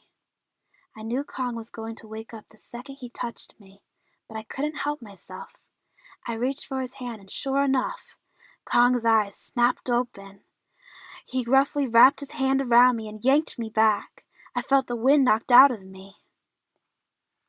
Jimmy! Jack! Run! Jimmy took his rifle and prepared to shoot, but I screamed for him not to. Jack knocked the rifle out of his hand. These bat-like creatures swarmed Kong, and he put me down in an attempt to fight back. His large body managed to separate me and the guys. I kept trying to find an opening, but Kong kept blocking me. Finally, I decided to just risk it and ran through, dodging Kong's moves. I crashed into Jimmy and hugged him tightly, so thankful to see him again. Jack pulled the both of us away and attempted to find a way to get us down the cliff while Kong was busy fighting the bat things. Jack grabbed a vine and tied it around all of our waists. Then he began to lower Jimmy and me, and then lowered himself down. But it didn't take long for Kong to notice our absence, and he began to pull the vine back up. A bat thing flew by us and clawed at Jack's face. He quickly grabbed onto its talon and used a knife to chop the vine Jimmy and I were tied to. The bat thing sank because of the weight, but miraculously managed to hang on to all three of us. Jack released the talon as we sailed over a river, and we all dropped in. I felt a hand grab mine, and I was pulled up by Jimmy. We all swam as fast as we could, and finally landed on the bank. Then Jimmy grabbed my hand again, and we took off running to the village. I fell at one point, and in order to keep us moving, Jimmy swept me up in his arms and carried me the rest of the way. I hated it because it's what happened to Anne in the 1933 version, and it made her look even weaker than she already was. But at the same time, I felt close to Jimmy. I had never been this close to a guy before, except for when he carried me to my cabin, and it felt good. He put me down when we got to the bamboo posts at the altar. The memories flooded back to me all at once. The fear, the panic, the exhaustion, all of it. The posts were in the air to the point where we couldn't cross the chasm to get to the village. Carl! Please help! I knew very well what they were there. Carl was just waiting for Kong to be close enough so we could capture him. Have they gone? No, I answered a little too quickly. I know they're there. I heard a scream from the other side of the wall, and the bridge suddenly dropped. The three of us ran across it as Kong came closer and closer. He appeared from the jungle and hopped onto the wall and tried to break in as I went through the door. Brie? I looked over and saw Anne running to me. Our bodies crashed into each other and we hugged tightly. I'm so glad you're okay. I thought I'd lost you. No, I'm okay. But when I looked around, what I saw terrified me. Everyone was ready to capture Kong with nets and chloroform. No, I whispered. Anne hadn't been able to prevent his capture, but maybe I could. But I didn't get a chance to do anything before Kong crashed through the gate and the nets were dropped and chloroform was thrown. No!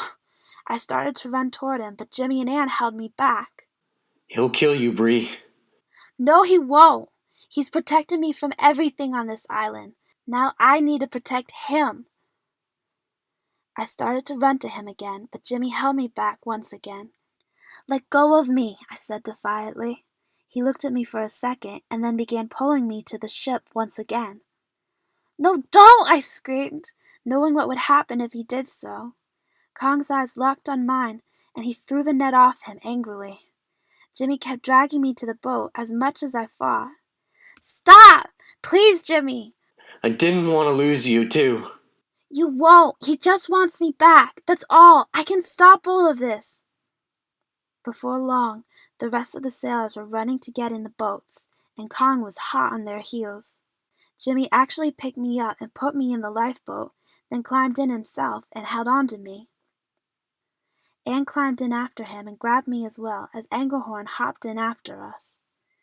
Please stop, I cried to him. Get out of his sight. Don't hurt him. He just wants me. Just let me go to him. Carl threw a bottle of chloroform on him, and Engelhorn fired his harpoon. As Kong started to go unconscious, he reached out for me. With tears in my eyes, I wrenched myself out of Jimmy's grasp and got out of the boat, dodging Jimmy in Engelhorn's arms. I ran up to him and put my very small hand in his. I touched his face and whispered to him, "I'm so sorry. I didn't want this to happen." He growled in acknowledgement before finally falling unconscious. Tears leaked out of my eyes. I felt a soft touch on my shoulders and saw Jimmy and Anne reaching for me. They gently tore me away from Kong and I was led back to the ship. Chapter 11. If I thought the trip to the island was bad, the trip from it was far worse. I was pretty sure I was going to hate movies for fast-forwarding time too much for a very long time. I had another 6 weeks on the ship to get through before we got back to New York, and they were terrible. I stayed holed up in my cabin almost all the time with the door locked, allowing entrance to people very few times. The ship was harder to manage now, considering we had lost over half of the members on the ship and everyone's load was doubled. Engelhorn kept Kong locked up at the bottom of the ship and drugged him in order to keep him subdued. One night, when mostly everyone on the ship was asleep, I snuck down below to go see him. I knew he wouldn't see me, and if he did, he wouldn't remember it, but I did it anyway. I felt tears come to my eyes against my will at the sight of him. He wasn't meant to be locked up and drugged like this. He was wild and free. He was in a position where he was close enough for me to touch. I softly went up to him and rubbed his soft fur. "I'm so sorry you have to be like this right now. It's not right." His eyes drowsily opened, but I could tell they weren't seeing straight, and his brain wasn't in the right place. "Hey there," I whispered to him. "How are you feeling? I wish you were better so you could remember who I was." It didn't take long for his eyes to close again, but I kept stroking his fur. Brie! I jumped at the sound of my name and turned to see Jimmy not far from where I was. What do you think you're doing? I didn't want him to be alone. He's not meant to be caged like this. If he wasn't like this, we'd all be dead by now. You don't know him. He killed Mr. Hayes. I stared him down. "Jimmy, this is not the time or place. Please go back up and leave us alone." Jimmy frowned at me and left in a huff. I didn't really know who I was specifically mad at the time. Just everyone. Kong moved his hand and it stuck out a little from the bars. I went up to his arm and laid down on it. Before I knew it, I was fast asleep. Brieanna! I jumped awake at the harsh voice calling my name. I looked up and saw Engelhorn staring at me. What are you doing down here? He needs me, so I came to be with him. He doesn't need you. He's knocked out. Exactly. He needs someone here with him, even if he doesn't know there is someone there. I think it's best if you go back up. I begrudgingly stood up to walk back up the stairs. Engelhorn put his hand on me, but I refused to let him touch me and backed away from his hand. I silently traveled back to my cabin and once again holed myself away. Brie, Anne's voice said outside the door. may I come in? I went to the door and slowly opened it. Brie, talk to me. What's wrong? You always stay in here and you're barely eating anything. I'm worried about you. What happened on that island? I looked up at her and motioned for her to sit down. I told her everything that had happened to me from the second I was taken by the natives. She listened patiently, never interrupting, and waited for me to finish. I realized halfway through that I was ranting more than explaining, and tried to calm down, but I didn't. When I finished my story, Anne gave me a huge hug, seemingly understanding why I was acting so weird. I haven't gone through all that, but even I know that what Mr. Denham is doing is wrong and can't end well. He has no idea what he's getting himself into. He never did. I just want this whole trip to be over. It was bad enough on the way here. Now I have to travel knowing what's underneath me. It's like sleeping on top of a huge mountain of guilt. I can't even imagine. I'm so sorry, Brie. You shouldn't have to go through this. It would have been better if we had just left him on the island in the first place. Neither of us spoke for a while, and the silence was absolutely deafening. I kept sneaking down to Kong nearly every single night. Engelhorn tried several times to keep me from doing so, but I always managed to make it down there. Soon enough, he quit trying. Jimmy tried his best to comfort me, but I couldn't cheer up, knowing what was down below. I felt bad for Jimmy, not only because I barely talked to him now, and he had gone through so much to get me back, but because I was leaving soon and he would be alone again. I tried to get Jimmy to come to Kong and try to put Mr. Hayes' death behind him. Then one late night, I brought him down to see him. It's okay, Jimmy. He can't hurt you. He already did hurt me. I know, but he was just angry. He didn't know. We walked closer, and even though he was unconscious, I started talking to him. Hey, this is Jimmy. He needs to see you and come to terms with something you did to him. Jimmy walked up and stood beside me. You killed Mr. Hayes. Jimmy? The one man who actually cared for me is gone because of you. I looked at him sadly, understanding his anger. But I'm here now. Yes, you are. He turned back to Kong. And that's why I need to forgive you. I smiled. You hear that? I said to Kong. He forgives you. Chapter 12. The ship ride was so long as I swam in a river of guilt the whole time. When we finally docked, Jimmy decided that he was coming with me. Engelhorn allowed him to leave and agreed to let him know if there was another voyage ahead so he could get back on if he wanted to. Carl wasted no time in getting Kong's name up in lights on a marquee. Then he began to plan the show around him. He planned to include a fake ritual and a sacrifice. But I was not okay with what he said next. Brie, I can't allow you in this show. It'll make the ape go berserk. He'll go even wilder if I'm not there. We're gonna hire an actress and put a brown wig on her. She'll pose as you, keeping the beast calm.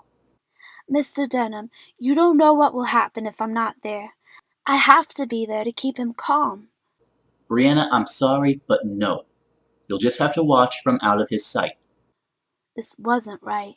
In the movie, Carl had begged Anne to be in the show, but she was the one to turn him down. Why wasn't he doing that now? It didn't matter because Carl's word was final. I was not in the show. In fact, Carl didn't even let me see him at all since we got off the ship. That angered me because Kong was now awake and I wanted to see him. But even with Anne and Jimmy's help, I was forbidden to get to him. The show started, at most, 2 days after we docked. I was forced into the wings behind where Kong sat chained up on the stage. I had never felt so angry at Carl. This was inhumane and basically animal cruelty. Carl started the show and Anne and Jimmy stood next to me for support. I'm here to tell you a very strange story. A story of our adventure in which 17 of our party suffered horrible deaths.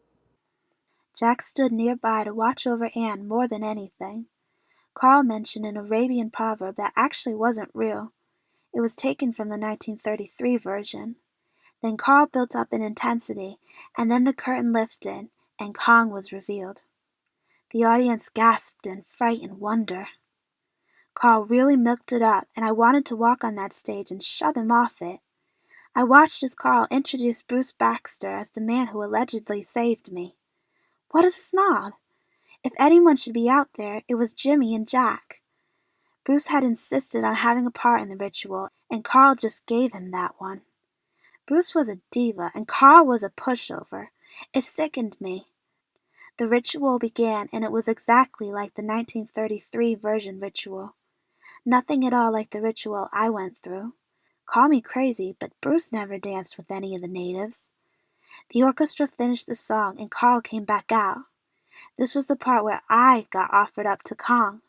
It was actually an actress who looked nothing like me and was wearing a wig that mocked my own hair. Some posts and an altar came up from a trap door on the stage with a girl tied in between the posts.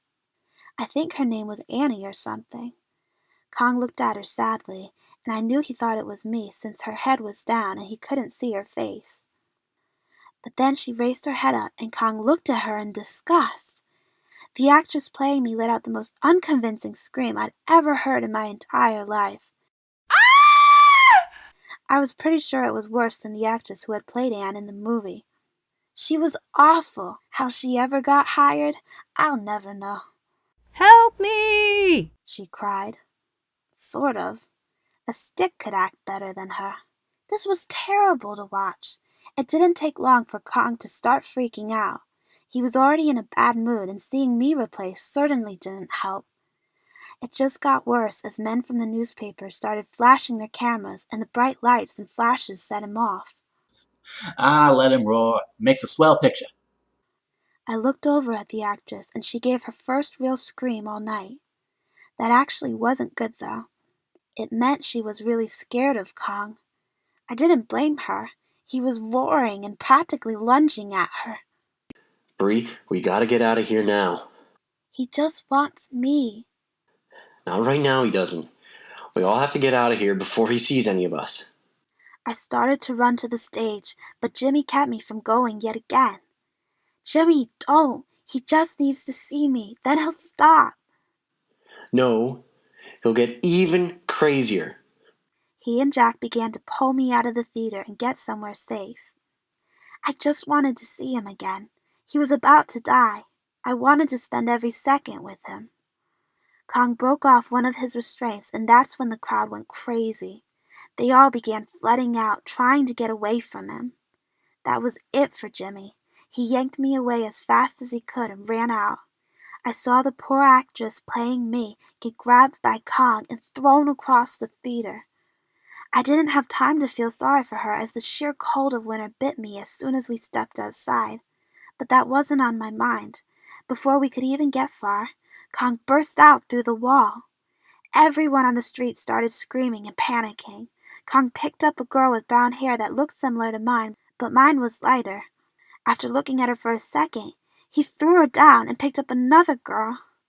I got it. He was looking for me. And he was so close. If only everyone would just let me see him. Jimmy shoved me into a taxi and Jack actually started driving away. No, go back! You'll get hurt. In all the confusion as cars went everywhere, trying to avoid the huge gorilla, Jack was swerving all over the place to avoid Kong and all the cars. Jack couldn't avoid all of them and he ended up smashing into another car. None of us were hurt, but Jack and Jimmy were unconscious. I started to get out of the car, but Anne stopped me. Please don't, Brie. I don't want to lose you again. I'll be fine, Anne, I promise.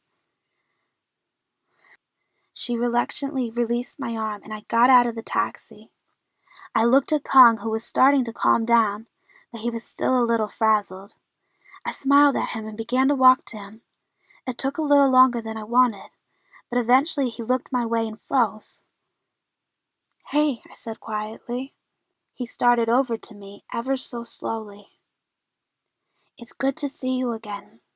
His hand wrapped around my waist and I allowed myself to fall into it. He gently lifted me up. I raised my hand and touched his face. I really missed you.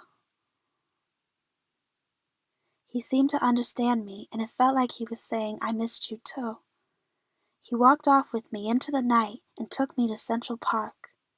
I love this part so much. It was so cute. Kong stepped onto the frozen pond and immediately slipped. I giggled as he tried to stand up, only to slip again.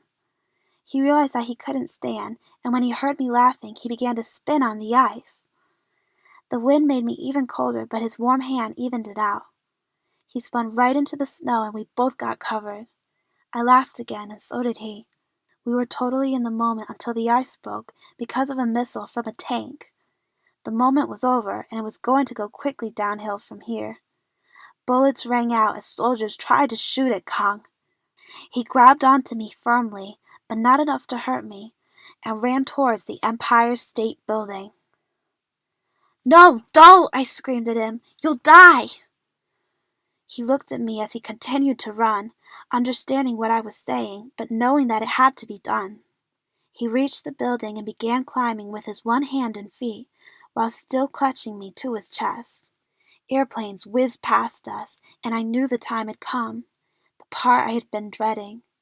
He roared at them, as if he was challenging them. He climbed higher and higher, and I refused to look down, knowing how high up we were. Kong paused on top of the building at the outlook part. There was another sunrise that highlighted the New York skyline. Kong and I just looked out for a second, taking it in. Then he took his hand, put it to his face, and did the sign I had done on the island. Beautiful, I whispered. He did the sign again. Yes, it is. The planes whizzed past us again, and Kong put me down on the ledge of the building and pushed me gently into the wall to protect me from the bullets. He roared at them again and began to climb. No, you can't! I screamed at him, but he didn't hear me. He was shot by more bullets, and I ran out of the way as a shower of glass from several of the windows rained down on me. I looked around for a way to climb after him, since I certainly couldn't climb the walls. I saw a ladder, but I didn't want to climb it. Anne had nearly fallen off climbing up, but after seeing that there was no other way, I tried to climb faster than she did, hoping to avoid the mishap. My hands were shaking as I tried to go up the ladder as fast as I could. I was not keen on being so high up, and I was scared I wouldn't make it in time. I never stopped climbing and tried to control my shaking hands so I didn't slip. But I wasn't quick enough, and before I knew it, the ladder was detaching itself from the building, and I was hanging over the city far below. I screamed so loud I think I could have gone deaf. Kong turned to look at me from his perch on the side, since he had fallen off from the top. His eyes showed worry in them for me as I hung on to the ladder for dear life. My sweaty hands caused me to start slipping, and my heart was racing. One hand gave out, then so did the other, and I was falling. I was suddenly caught in Kong's strong hand, and I was surprised I didn't get whiplash. He gently set me down inside the observation deck. Our eyes locked for a second, and I felt scared for him. The silence was interrupted by more bullets flying and glass breaking. Kong left me and climbed back up to the top to fight the planes. I looked around and saw the set of stairs Anne had climbed in the movie. I raced up them and then found the rungs attached to the roof. I found myself standing right underneath Kong at the very top of the Empire State Building. My legs shook at how high I was. I tried to not focus on that, but on the oncoming planes. No! I screamed, waving my hands wildly so the pilots could see me. No! Stop! Please, no! The planes whizzed past me, sending a blast of air at me, but no bullets came. It didn't matter. I was too late. I turned to Kong as he sank down. I fell back into his hand and he held me protectively. His hand swung out a couple times, sending me over the city, but he held tight to me, and I him. He dropped me on the roof, realizing his grip was weakening. Tears began to form in my eyes. I stood up. You put up a good fight, I said quietly. I'm proud of you. He grunted at me with a small smile. I held my hand up and he bent down and allowed me to touch him. I rested my forehead on him and he nuzzled me. You've done good. Thank you for everything. He smiled at me again until more bullets hit him right in the back, causing me to go down on my knees. I looked up at him and felt multiple tears slide down my cheeks. The light was leaving his eyes fast. I crawled over to him and looked at him with tear-stained cheeks. His finger weakly came up to me and caressed my cheek, almost wiping my tears away. I love you, Kong. He gave me one last smile before his finger left my face and he began to slip from the roof. I went and held onto his finger, almost as if I could hang on to him and keep him from falling, but of course I couldn't. He slipped from my grasp and fell away from me. I watched as he fell down and more tears slid from my eyes. I was full out sobbing now. I turned away right before he hit the ground. Hearing the thud was enough for me. I slowly stood up with wobbly legs before I heard footsteps behind me. I turned to see Jimmy there. Seeing me, he ran up to me and embraced me tightly. I sobbed onto his shoulder. Knowing I didn't have much longer, I took Jimmy's hand and raced down to the street. Some soldiers were posing for photos in front of his dead body. I wanted to strangle them. "Please let me through," I cried as I ran up to Kong. "Please! I'm Brieanna Adams." I'm not sure whether it was my name or the sight of my tears, but the soldier allowed me through. I ran up to Kong's face and fresh tears burst from my eyes. I stroked his face slowly, like I did back on the ship. "I'm so proud of you," I whispered, "and I'll never forget you." I gave him a small kiss on the forehead and began to back up. Brie! Anne came running up to me and hugged me tightly. I'm so sorry. I just hung in her embrace for a while, clinging to every precious second I had left. Why'd he do that? I heard a photographer say. Just to climb up there and get himself cornered. The ape must have known what was coming. It's just a dumb animal. It didn't know nothing. Another one said. I walked up to him and punched him in the face, good and hard. I didn't regret it at all, even though a soldier came up to me and yelled at me. But he had to have felt sympathy for me, especially after seeing the way I treated Kong seconds ago. His face became softer and he turned away. I felt a hand on my shoulder and saw it was Jimmy. I knew my time was almost up. Once Carl said the very famous line from every version, minus the 1976. The movie was over and I would go back home. What does it matter? The airplanes got him. It wasn't the airplanes. This was it. It was beauty killed the beast. Jimmy, Yeah? I love you. We had not said those words to each other at all the entire time we'd known each other. I gave him a huge, passionate kiss as I felt my world melt away. I could still feel my lips touching his as I woke up on my bedroom floor. And I always will. Chapter 13. For weeks I played King Kong on my Blu-ray player, hoping to get sent back to that world. I missed Jimmy more than anything. He was my one true love, and I knew I would never find anyone else like him, especially in this time. But every time I played it, the movie started with Naomi Watts getting captured by the natives and offered up to Kong, and the loose plug that I had found before had simply disappeared. It was almost like the whole 13 weeks, over 3 months of my life, didn't happen.